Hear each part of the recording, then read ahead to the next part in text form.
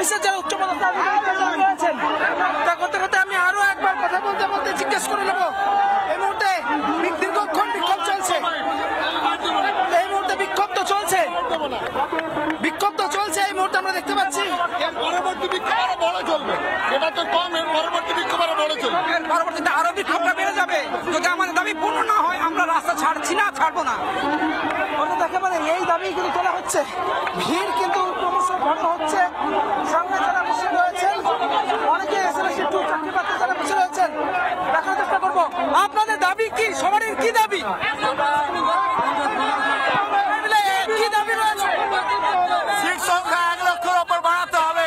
কি দাবি রয়েছে? আমাদের সরকার সহযোগিতা করেছে, এটাই সরকারের অপরাধ আমার তো মনে হচ্ছে। যার জন্য আমরা সাফার করছি। এটা সরকারের অপরাধ। সরকারের অপরাধ কেন? আচ্ছা একটা কথা বলুন, আজকে এই আপনাদের থেকে খুব কাছেই এসএলএসটি চাকরি প্রার্থীরা রাস্তায় নেমেছে, এই কাছেই নেমেছে। আপনি জানেন আমাদের রাজ্যে কত শিক্ষকের শূন্য পদ রয়েছে, এসএসসি দুর্নীতির কথা আপনারা জানেন। তো শিক্ষক যদি নিয়োগ হতো তাহলে এই সমস্যাটা হতোই না, নিয়োগের সমস্যা সবই ভালো হতো। দুর্নীতিটা যদি না হতো তাহলে তো আপনারা আরো অনেক শিক্ষক পেয়ে। দুর্নীতি সর্বস্তরে আছে, সর্বস্তরে আছে, যার জন্য আমরা নামছি।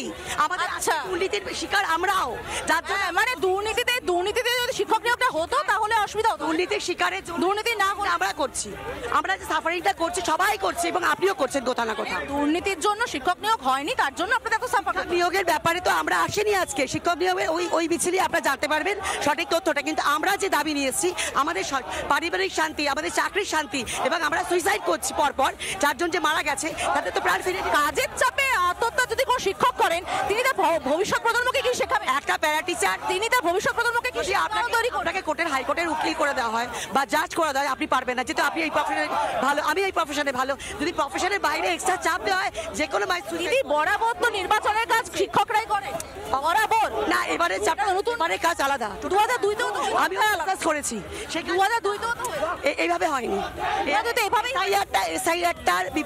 মানে লুকিয়ে চলছে। প্রমাণ দেখাতে পারবেন? সেকেন্ড ফর্মটা ভালো, আমি নিজে এসআইআর ফর্ম ফিল আপ করেছি, দেখাতে পারবেন?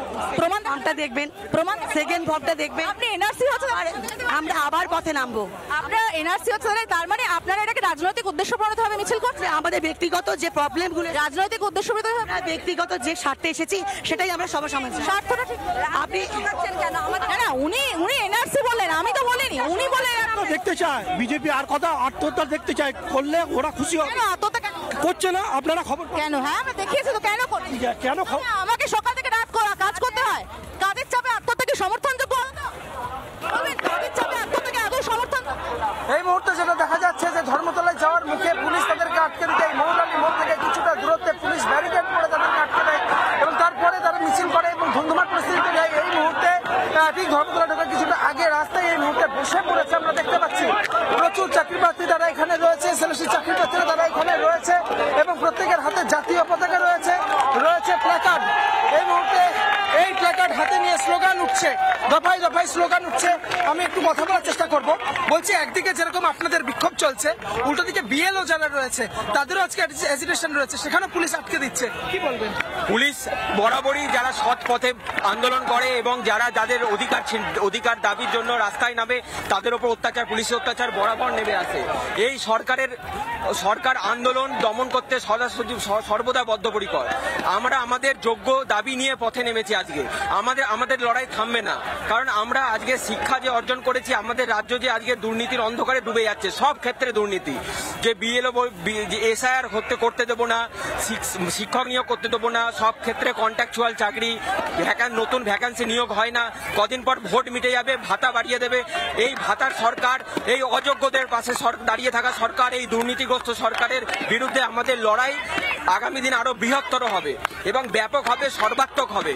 আমাদের আজকে দেখুন এই যে মেয়েরা ছেলেরা আজকে দেখতে পাচ্ছি যে আপনারা এইভাবে হাতে এইভাবেই কিন্তু ইতিহাসের বই নিয়ে এই মুহূর্তে চাকরি প্রার্থীরা বিক্ষোভ দেখাচ্ছেন। ন্যায্য দাবি তাদের রয়েছে এবং সেই দাবিতে তারা এই মুহূর্তে বিক্ষোভ দেখাচ্ছেন। কোথায় পুলিশ আটকালো? পুলিশ কেন আটকালো? আজকে এই বই হচ্ছে আমাদের ভালোবাসা, আজকে আমাদের অন্ধকার ভবিষ্যতের দিকে ঠেলে দিচ্ছে। এই পুলিশ দেখুন আগের দিনও আমাদের করুণাময়ী মেট্রো স্টেশনে আমাদের উপর অত্যাচার করেছে। আমাদের তিনটে দাবি, মেনলি তিনটে দাবি। আমরা যেহেতু 10 বছর ধরে পরীক্ষায় দিতে পারিনি, তাই আমাদের শূন্যপদ বৃদ্ধি করতে হবে। সরকার ইনসার্ভিসদের, যোগ্য ইনসার্ভিসদের চাকরি দিক, তাতে কোনো আমাদের আপত্তি নেই, কিন্তু আমরা চাই যাতে স্বচ্ছ নিয়োগ হয়। ওএমআর বিষয়টা কি রয়েছে? ওএমআরটা যোগ্য ভুয়ো আমাদের যে যোগ্য মধ্যে অযোগ্য প্যানেল অনেক ঢুকে রয়েছে, সেই ওএমআর জনসমক্ষে আনতে হবে, তাহলে আমরা চাল আর কাপড় আলাদা করতে পারবো। এই যন্ত্রণা আমরা আর সহ্য করতে পারছি না। এই যন্ত্রণা থেকে আমাদের মুক্তি চাই। 10 বছর এসএসসি হয় না, এই যন্ত্রণা আমরা বাবা মাকে মুখ দেখাতে পারি না। টাকা খরচ করে বিএড করেছি, আজকে আমরা কি করব? আমাদের তো দাবি অধিকার তো ছিনিয়েই নিতে হবে, কারণ আমরা দেখছি যে ওই বর্তমান যে ইন্টারভিউ বা ভেরিফিকেশন লিস্ট দিচ্ছে তার মধ্যেও অনেক অযোগ্য ঢুকে আছে। তাই আমরা চাই স্বচ্ছতা বজায় রাখতে, যাতে প্রত্যেকের ওএমআর নামগুলো তো রাজ্য সরকার কমিশনকে দিয়েছে, মানে আপনি বিএলও হবেন কিনা এই নামের তালিকা তো রাজ্য সরকার কমিশনকে দিয়েছে।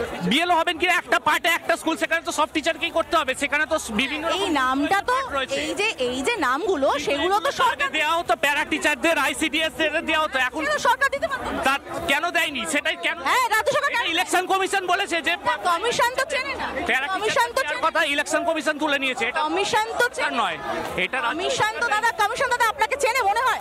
কমিশন আপনাকে চেনে কমিশন মনে হয়? কমিশনার যেভাবে কমিশন তো দাদা চেনে না, কমিশন লোক চেয়েছে, রাজ্য সরকার আপনাদের নাম দিয়েছে। রাজ্য সরকার নাম দিতে বাধ্য হয়েছে, কারণ তারা ওইভাবেই ওদেরকে বলেছে, কারণ কমিশন আপনাদের নাম দিয়েছে। কমিশন আমাদের নামে রাজ্য সরকারের থেকে, আপনি যেটা বলছেন রাজ্য সরকার, কিন্তু কমিশন বলে দিয়েছে আইসিডিএস নেওয়া যাবে না, তারপরে আপনার লিখিত আশা কর্মীদের কোনো নোটিফিকেশন করেনি, সেটা প্রত্যেক এইচএম কে তো পাঠিয়ে দিয়েছে, প্রত্যেক যে ডেটা পাঠিয়েছে নির্বাচন কমিশন কিন্তু স্কুলে শিক্ষক কম, তাই তো? আচ্ছা, আপনাদের খুব কাছে এখানে এসএলএসটি বিক্ষোভ হচ্ছে, এসএসসির বিক্ষোভ চলছে, দুর্নীতি আপনারা জানেন। আচ্ছা বলুন তো, এই রিক্রুটমেন্ট গুলো হয়ে গেলে আপনারা শিক্ষক পেতেন? হ্যাঁ, এই তো একটা প্রসিডিওর, এগুলো চক্রান্ত করে ম্যানিপুলেটেড বিচার ব্যবস্থা। এখন বর্তমানে কেন্দ্রীয় সরকার সকল সরকারি সংস্থা এবং বেসরকারি সংস্থাগুলোকে নিজেদের প্রভাবিত করে। দাদা দুর্নীতিটা যেমন আপনার চতুর্থ স্তম্ভ, যে গণতন্ত্রের চতুর্থ স্তম্ভ, তার বেশিরভাগটাই কিন্তু এখানে বিকৃত হয়ে গেছে, বেশিরভাগ মিডিয়ায় বিকৃত। দাদা আমার প্রশ্ন হচ্ছে, দুর্নীতিটা কে করছে? যে শিক্ষক নিয়োগ হচ্ছে না, এসএলএসটি এর উপরে নামতে হচ্ছে রাস্তায়, কি জন্য হচ্ছে? আমরা যে ইস্যুতে শিক্ষক দুর্নীতি মন্ত্রকের ব্যর্থতা ঢাকার জন্য স্বরাষ্ট্রমন্ত্রক তাদের নিয়ন্ত্রণে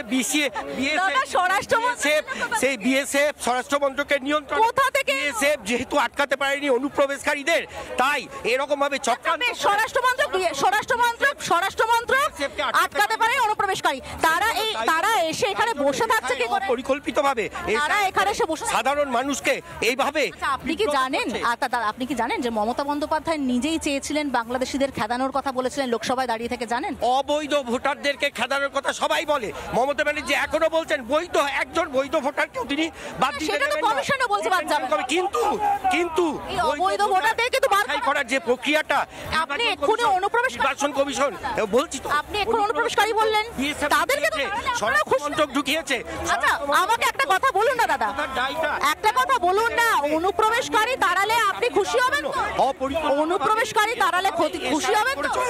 অনুপ্রবেশকারী তাড়ালে খুশি হবেন তো? অবশ্যই। যদি সমস্যাটা কোথায়? বৈধ ভোটার থাকবেন, এটা তো সবাই বলছেন, মমতা ব্যানার্জি বলেছেন একজন বৈধ ভোটারকেও বাদ দিতে দেবেন না, বাদ দিতে দেবেন না। নির্বাচন কমিশন এমন ভাবে পরিকল্পনা করছে, আমাকে একটা কথা বলুন না, আপনি একটা কথা বলুন না, আপনি আমাকে কথা বলুন। আচ্ছা আমার প্রশ্নের উত্তর দিন দাদা। দেখুন মজার বিষয় হলো প্রশ্নের উত্তর নেই, এবং সেই কারণে এখানে রীতিমতো স্লোগানিং করা হচ্ছে, কিন্তু যখন প্রশ্ন করছি প্রশ্নের উত্তর দিচ্ছেন না তারা। প্রশ্নের উত্তর কেন দিচ্ছেন না সেটাই আমার প্রশ্ন। আমি খুব শান্তভাবে প্রশ্ন করেছি, উনি উত্তর দিতে পারবেন না, সেই কারণে স্লোগানিং চলছে। আমার পরিষ্কার প্রশ্ন যে কমিশনের কাছে এদের নাম কারা দিয়েছে? রাজ্য সরকার দিয়েছে। কেন ডেটা এন্ট্রি পাচ্ছেন না? রাজ্য সরকার দিচ্ছে না। অথচ দেখুন প্রশ্ন করলে উত্তর দিতে পারবেন না, স্লোগানিং করছেন। এই শিক্ষকদের কাছে আপনারা আপনার বাচ্চাদের পড়াতে পাঠান, যারা কাজের প্রেশার নিতে পারেন না, আত্মহত্যার পথ বেছে নেন। যাদেরকে বলা হয় জাতির মেরুদণ্ডের কারিগর, তারা প্রেশার নিয়ে কাজ করতে পারেন না। এরা ভবিষ্যতে শিক্ষক হিসেবে উদাহরণ হতে পারেন? এখানে কিন্তু ম্যাক্সিমাম লোক বিএলও নন, এরা ম্যাক্সিমাম লোক বিএলও। দেখা যাচ্ছে যে এসএলএসটি 2 চাকরি প্রার্থীদের বিক্ষোভে উত্তাল কলকাতা। নানা ধরনের কন্টেন্ট দেখার জন্য লাইক করুন, শেয়ার করুন আমাদের ফেসবুক পেজ, সাবস্ক্রাইব করুন আমাদের ইউটিউব চ্যানেল। পাশাপাশি অন্যান্য ব্রেকিং নিউজের জন্য অবশ্যই চোখ রাখুন রিপাবলিক বাংলায়।